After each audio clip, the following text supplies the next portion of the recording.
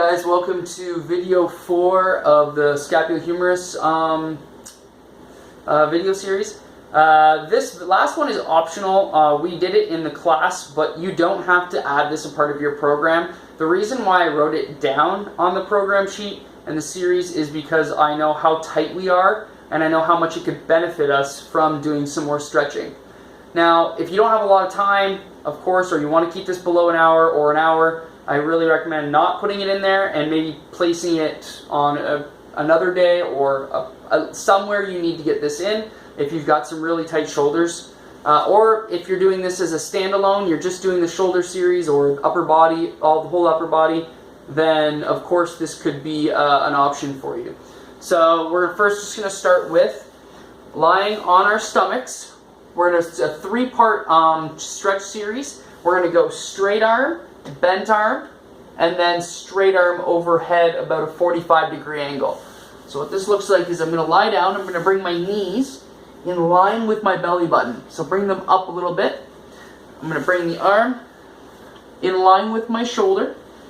And from this position, I'm just going to reach over, putting pressure down into the floor with my shoulder, and then rolling and reaching the other side. Just trying to get a nice big stretch, and from here, I'm going to breathe 3 deep breaths. Big belly breath, breathing out, putting a little bit more pressure, coming down. Next, I'm going to bend the arm, right? Keeping that same pressure, making sure the elbow is in line with my shoulder. And I'm going to keep a bent arm here, and I'm going to come up. 3 breaths, right? Keeping the shoulder down, so don't come up off the ground. This should always be touching the floor, pushing into the floor. And then after that, I'm going to walk this arm up at about a 45-degree angle, keeping the shoulder on the ground, and I'm going to reach up towards that arm. And you're going to notice there's not very much range of motion here. I'm pretty tight, and I actually feel this a lot in my forearm, so that you can probably bet there's a lot more tightness going on inside here than there is going on inside my chest. Or there's tightness in both areas, but this one is being affected first. And then again, I'm going to hold that for 3 breaths, and I'm going to switch sides. After that, you're going to go the kneeling under. So you're going to come here, you're going to make sure your knees are underneath your hips. You're going to reach underneath your shoulder, making sure that your arm is in line with your shoulder. So it's not down here. You can do it like this. It doesn't mean it's wrong, right? There's nothing wrong with that. We're going to try to focus on is kind of having that arm in line with the shoulder. You can have your head down or head up, and then reaching. Again, you'll switch sides, come across here. Now, if you can't reach, what you can do is you can come here, have this arm on the ground to kind of help twist you, right? Or again, if you can, you get that arm up. And then 3 deep breaths.